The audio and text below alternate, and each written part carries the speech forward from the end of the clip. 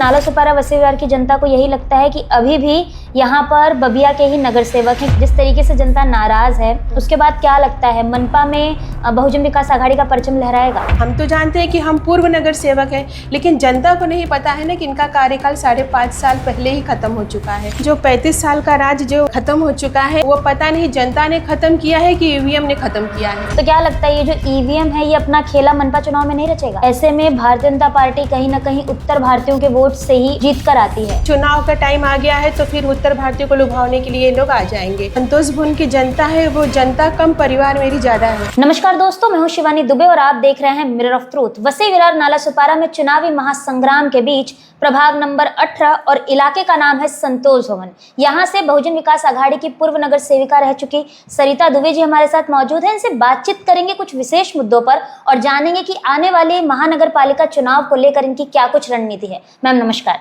नमस्कार मैम। क्या बताएंगी? सबसे पहले ये बताइए, तैयारी कैसे चल रही है महानगर पालिका चुनाव को लेकर? तैयारी तो हमारी बहुत अच्छी चल रही है, क्योंकि अभी हमारे बीच में हमारे द्वारिकाधीश जी का आगमन हो गया है, तो उनकी कृपा से आप वसई विरार का ही देख रहे हैं कि अच्छे ही हो रहा है। आपके इलाके में अगर हम संतोष भवन की बात करें तो यहाँ की जो जनता है उन्हें क्या क्या समस्याएं हैं? संतोष भवन की जनता को तो बहुत ही समस्या है, क्योंकि यहाँ पे जो 2015 का चुनाव हुआ था और वो 20 में ही हमारा कार्यकाल ख़त्म हो गया था। 5.5 साल से हम सत्ता में नहीं हैं, और हमारे सत्ता में न रहने के बावजूद यहाँ पे समझ लो कि पूरा मतलब गटर चौकअप हुआ है।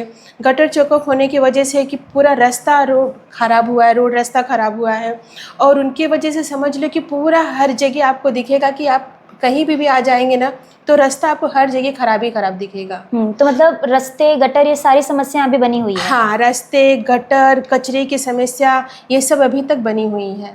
अभी आपने ये कहा कि 5 साल से आपकी सत्ता नहीं है, लेकिन नाला सुपारा वसी विहार की जनता को यही लगता है कि अभी भी यहाँ पर बबिया के ही नगर सेवक हैं, क्योंकि नगर सेवक लोग अपने नाम के आगे सिर्फ नगर सेवक लिखते हैं, पूर्व लगाना छोड़ चुके हैं।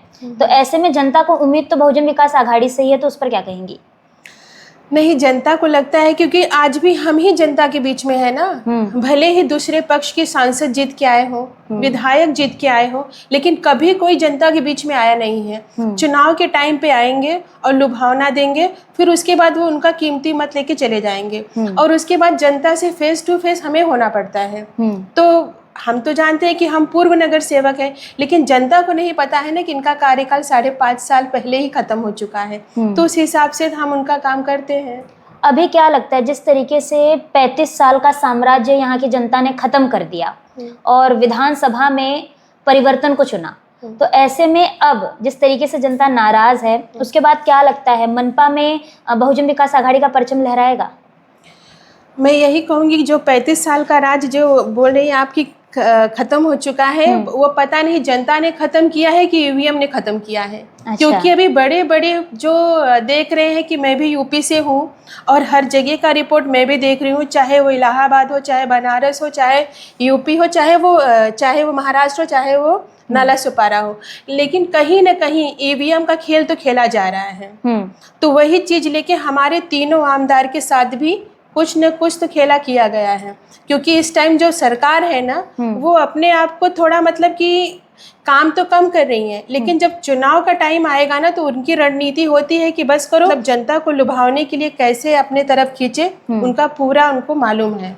अब आप ये कह रही हैं कि कहीं ना कहीं ईवीएम की वजह से जो तीनों सीट थी वो गई, तो क्या लगता है ये जो ईवीएम है ये अपना खेला मनपा चुनाव में नहीं रचेगा?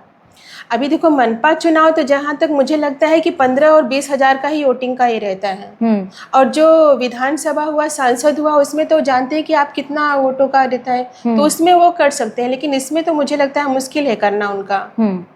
अभी आपके विपक्ष में यहाँ के जो सत्ताधारी पार्टी है उनके नगर सेवक उतरेंगे संतोष भवन के इलाके में, ऐसे में आपको क्या लगता है कि उनका कामकाज कैसा है, और क्या भारतीय जनता पार्टी के कार्यकर्ता आपके इलाके में सक्रिय होते दिखाई पड़ रहे हैं, जनता के बीच जा रहे हैं, उनसे बातचीत कर रहे हैं?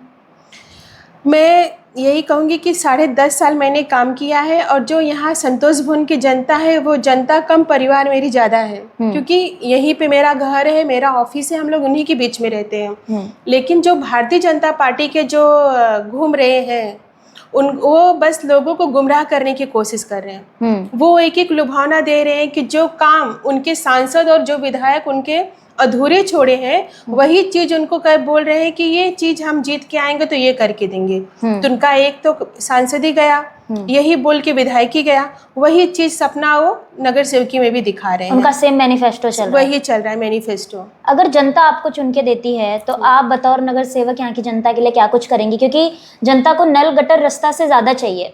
संतोष वन की जनता हो चाहे नालासोपारा वसेरे की जनता हो, वो नल, रास्ते, गटर इन्हीं सब में नहीं रह सकती। तो आप आगे उनके लिए क्या कुछ करेंगे? आपने क्या कुछ सोचा है? सबसे पहले मैं संतोष भवन की जनता को ये कहना चाहती हूँ कि वो सबसे ज़्यादा जिससे परेशान है वो है कचरे की समस्या से। क्योंकि हर जगह जहाँ देखेंगे ना आपकी है तो संतोष भवन, नालासोपारा अच्छा एरिया है, लेकिन यहाँ पे कचरे की समस्या इतनी है ना। यहाँ पे 2017 का ही टेंडर पास हुआ है ये कचरे वालों का, सफाई वालों का। न तो ज़्यादा मैनुअल बढ़े हैं, न तो गाड़ी बढ़ी है, इसकी वजह से लोगों की समस्या हो रही है। तो मैं यहाँ की जनता को सबसे पहले सफाई का ये करना चाहती हूँ, सफाई के लिए वो देना चाहती हूँ। दूसरा रोड, रास्ता, गटर, और तीसरा यहाँ पे अगर कहीं जगह खाली रहेगा तो हॉस्पिटल की भी सुविधा देनी है। और सबसे पहली बात कि जो नशा मुक्त है, कि जो हर जगह आप देख रहे हो कि चाहे सस्ता हो चाहे महंगा हो लेकिन नशा मिल रहा है, तो वो नशा मुक्त करना है हमारी ये इधर एरिया को, आपके एरिया को। अभी चुनाव नजदीक है, ऐसे में आपकी कई बातें चुनावी वादा हैं या सच में जनता के लिए काम होगा? क्योंकि जो नेता होते हैं वो गुलेर का फूल होते हैं, सिर्फ चुनाव में दिखाई देते हैं और फिर गायब हो जाते हैं। तो ऐसे में आपने ये जो वादे किए हैं, आपका जो मैनिफेस्टो है, ये सिर्फ चुनाव को देखते हुए है या सच में धरातल पर आप काम करेंगी? क्योंकि 5 साल आने वाले अगर आप जीत के आती हैं तो आपको जनता के सामने जाना पड़ेगा। मैडम, मैं आपको बता दूं कि मैं जिस पक्ष से हूँ ना, वो पक्ष बहुजन विकास अघाड़ी का है। और हमारे लोक नेता हितेंद्र जी ठाकुर, वो उनके जितने भी नगर सेवक हैं वो जनता को गुमराह करने नहीं सिखाए हैं। क्योंकि 2015 का जब चुनाव हुआ था तो उस टाइम संतोष भवन नहीं, पूरे वसई विरार में सबसे बड़ी किल्लत थी पानी की। और वही मतलब कि वही आश्वासन हमने दिया था कि हमारे बहुजन विकास अघाड़ी के अगर नगर सेवक जीत के आते हैं तो हम सबसे पहले पानी की समस्या दूर करेंगे। और आप देख रहे हैं कि 2018 में ही पानी का ये कनेक्शन देना शुरू हुआ था, तो हमने वो अपना वादा पूरा किया। बाकी रहा गली, गटर, रोड, रास्ता सब बना है, लेकिन हमारा जो ये 5.5 साल खराब हुआ ना, इसमें भी बहुत विकास होता, लेकिन ये हमारा खराब हो गया। एक समझ लो कि एक टर्म ही हमारा खराब हो गया। अभी आपके इलाके में उत्तर भारतीयों की संख्या बहुत ज़्यादा है, ऐसे में भारतीय जनता पार्टी कहीं ना कहीं उत्तर भारतीयों के वोट से ही जीत कर आती है, तो आपके लिए कितना मुश्किल साबित होगा इस इलाके से जीतना? क्योंकि यहाँ पर भी उत्तर भारतीय हैं, भारतीय जनता पार्टी यहाँ पर भी चुनाव लड़ेगी, तो क्या कुछ कहेंगी? अप्पा का जो प्रेम है वो बराबर अपने हमारे उत्तर भारतीयों को मिला है और मुझे भी मिलते आ रहा है। क्योंकि नगर सेविका बनने के बाद फिर उन्हीं के आशीर्वाद से मैं सभापति भी बनी। और रही बात ये जो भाजपा वाले आते हैं, ये बोलते हैं कि चुनाव के टाइम पे ये दिखाई देते हैं, जब हमारे उत्तर भारतीयों का जब रोजी रोजगार ये छीनते हैं, ठेला तोड़ते हैं। और सबसे पहली बात कि जो अचोले में 41 बिल्डिंग तोड़े और जो हमारे उत्तर भारतीय बेघर हुए, उस टाइम ये कहाँ थे? अभी चुनाव का टाइम आ गया है तो फिर उत्तर भारतीय को लुभावने के लिए ये लोग आ जाएंगे और उत्तर भारत से तब बड़े बड़े नेता भी आएंगे। यहाँ पर आखिर क्या कारण है कि भारतीय जनता पार्टी केंद्र से अपने स्टार प्रचारकों को बुलाती है? जैसा कि आपने कहा कि बड़े बड़े नेता आ जाते हैं, तो क्या वो बड़े बड़े नेता यहाँ पर बहुजन विकास अघाड़ी पर भारी नहीं पड़ेंगे मनपा चुनाव में?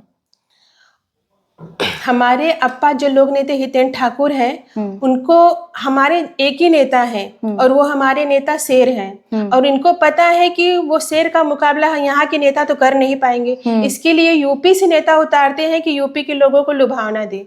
और यूपी के लोग थोड़ा गुमराह भी हो जाते हैं, वो ये नहीं समझते हैं कि हमारे सुख में दुख में हमारे लोक नेता आदरणीय हितेंद्र जी ठाकुर ही काम आते हैं। और मैं बोलूंगी कि यूपी के चाहे कितने बड़े बड़े नेता आए, वो उनके सुख दुख में काम आने वाले हैं नहीं। क्योंकि जब 41 बिल्डिंग टूटा, जब रोड पे जनता रो रही थी, तब तो बड़े नेता नहीं आए देखने के लिए, तब तो उनका आंसू पोंछने नहीं आए।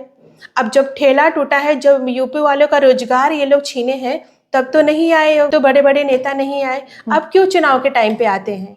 क्योंकि उनको पता है कि हम यूपी वाले बहुत जल्दी वो गुमराह हो जाते हैं। अभी आप यहाँ की जनता से क्या कुछ कहना चाहेंगे, अपने प्रभाग की जनता से? क्या देखकर वोट दें, क्या सोचकर वोट दें?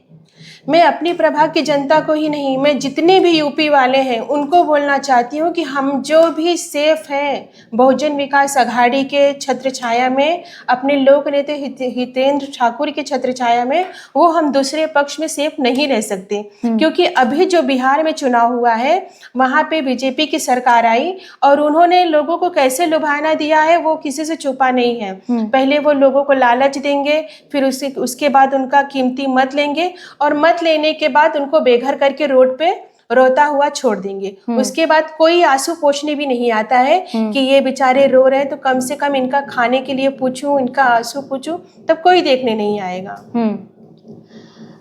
तो कुल मिलाकर दोस्तों ये थी हमारे साथ सरिता दुबे जी। इनका साफ तौर पर यह कहना है कि भारतीय जनता पार्टी कहीं ना कहीं चुनाव में आती है, वादे करती है, जनता को जुमला देती है और फिर चली जाती है। इसलिए यहाँ के उत्तर भारतीयों से इन्होंने साफ तौर पर जाहिर कर दिया है कि आप अपना जो कीमती वोट है वो गुमराह होके नहीं बल्कि जागरूक होके दें। बहरहाल दोस्तों, वसई विरार में चल रहे चुनावी महासंग्राम को लेकर आपका क्या कुछ कहना है हमें कमेंट बॉक्स में बताना ना भूलें। मैं शिवानी दुबे फिर मिलूंगी आपसे अगली खबर में। तब तक देखते रहें मिरर ऑफ ट्रूथ, क्योंकि हम दिखाते हैं सच का आईना।